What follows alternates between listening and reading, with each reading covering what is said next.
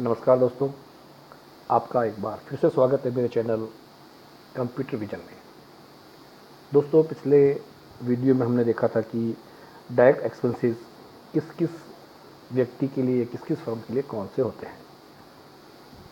उसी क्रम को आगे बढ़ाते हुए आज हम समझेंगे एक विक्रेता के लिए डायरेक्ट एक्सपेंसेस कौन से होते हैं। विक्रेता से हमारा मतलब है ऐसा व्यक्ति जो जैसा माल लाता है वैसा बेच देता है, यानी वो माल का निर्माण नहीं करता।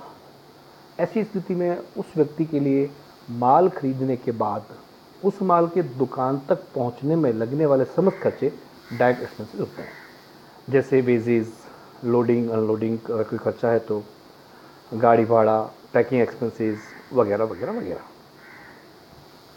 इसके बाद हम बात करते हैं जो तीसरी कैटेगरी हमने व्यापारियों की मानी थी, सर्विस प्रोवाइडर। तो सर्विस प्रोवाइडर जो व्यक्ति होता है, जो फर्म होती है, उसके लिए सभी खर्चे इनडायरेक्ट एक्सपेंसेस होते हैं। डायरेक्ट एक्सपेंसेस का कोई नहीं होता। क्यों? क्योंकि न तो वो माल का उत्पादन करता है और न वो माल को खरीदता है। तो ऐसी स्थिति में हमने अभी देखा कि डायरेक्ट एक्सपेंसेस कौन कौन से होते हैं।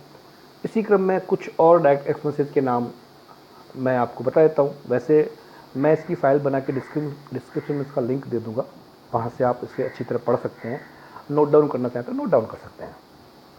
फिर भी कुछ मुख्य खर्चे जो डायरेक्ट एक्सपेंसेस होते हैं, उसमें प्लांट एंड मशीनरी का डेप्रिसिएशन, फैक्ट्री का रेंट, फैक्ट्री का insurance, watchman salary, fuel and power पर हम पिछले अध्याय में डिस्कस कर चुके थे। तो ये कुछ और खर्चे होते हैं जो डायरेक्ट एक्सपेंसेस होते हैं। अब हम बात करते हैं इनडायरेक्ट एक्सपेंसेस की। इनडायरेक्ट एक्सपेंसेस का मतलब वे खर्चे जो व्यापार के मैनेजमेंट से संबंधित है या व्यापार को चलाने के लिए किए जाते हैं। एक व्यापारी या हम ट्रेडर्स की बात करते हैं तो ट्रेडर्स के बहुत से खर्चे ऐसे होते हैं जो इनडायरेक्ट एक्सपेंसेस होते हैं, जिन्हें माल के उत्पादन या माल को खरीदने से संबंधित खर्चा नहीं माना जाता। उनमें सबसे पहले हम बात करते हैं, अगर बिल्डिंग हमारी रेंट की है तो किराया। हमारे यहाँ कुछ वेतन पर मजदूर काम करते हैं, दुकान में सेल्समैन काम करते हैं, मैनेजर हो सकता है काम करता है, अकाउंटेंट काम करता है, तो उनको जो पैसा दिया जाएगा वेतन के रूप में वो इनडायरेक्ट एक्सपेंसेस होगा। इसके अलावा दुकान में, ऑफिस में टेलीफोन का बिल, बिजली का बिल और भी कोई ऐसे सेवाएं जो हम लेते हैं उनके बिल, डेप्रिसिएशन, जो स्थायी संपत्ति हमारी होती हैं उन पे जो डेप्रिसिएशन लगता है वो भी, जैसे पंखा, एसी, कूलर, फ्रिज, इन पर जो डेप्रिसिएशन लगेगा वो भी इनडायरेक्ट एक्सपेंसेस होगा। इसके अलावा प्रिंटिंग एंड स्टेशनरी, जो हम पेपर प्रिंट निकालेंगे, जो पार्टियों की स्टेटमेंट प्रिंट निकालते हैं, या हम मान लेते हैं लेटर के थ्रू पार्टियों को कुछ लेन देन करते हैं या कुछ पत्राचार करते हैं, तो ऐसी स्थिति के अंदर उन पर जो खर्चा आता है वो इनडायरेक्ट एक्सपेंसेस। चैप्टर को जब हम आगे समझेंगे तो और ज़्यादा अच्छी तरह से समझ लेंगे। फिलहाल हम आते हैं इसके बाद के आगे की बात पर। जिस तरह से हमारे व्यापार में इनडायरेक्ट एक्सपेंसेस और डायरेक्ट एक्सपेंसेस होते हैं, इसी प्रकार व्यापार से रिलेटेड इनडायरेक्ट और डायरेक्ट इनकम्स भी होती हैं।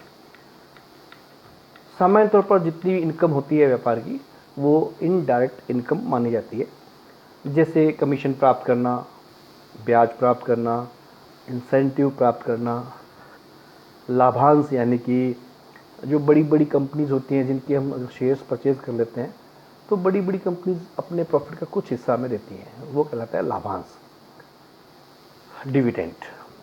इसके अलावा डिस्काउंट के रूप में भी हम किसी से पैसा प्राप्त कर सकते हैं, छूट के रूप में।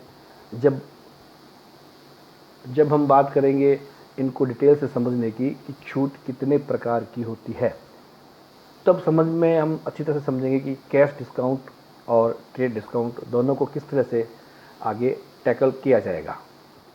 इसके अलावा और भी बहुत सी ऐसी मद होती हैं जिन्हें हम डिस्काउंट, मुद्दत, दामी, यानी ये सभी अलग अलग क्षेत्रों में इनके नाम प्रचलित हैं और उन्हीं नामों से इनको जाना जाता है।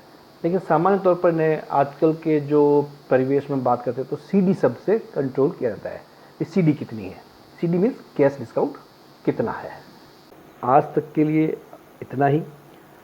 जैसा कि मैंने अपने पहले दूसरे वीडियो में बताया था, आप कभी भी मुझसे मोबाइल पर संपर्क कर सकते हैं अपने किसी भी जिज्ञासा को सोल्व करने के लिए, लेकिन मोबाइल पर आपके समस्या का सॉल्यूशन सिर्फ उन्हीं सब्सक्राइबर को होगा जिन्होंने मेरे चैनल को सब्सक्राइब किया है। तो यदि आपने अभी तक मेरे चैनल को सब्सक्राइब नहीं किया है, लाइक नहीं किया है, तो जल्द से जल्द आप ये काम करें जिससे कि आपको वर्किंग आवर्स में मोबाइल पर भी आपकी समस्या का समाधान प्राप्त हो। नमस्कार।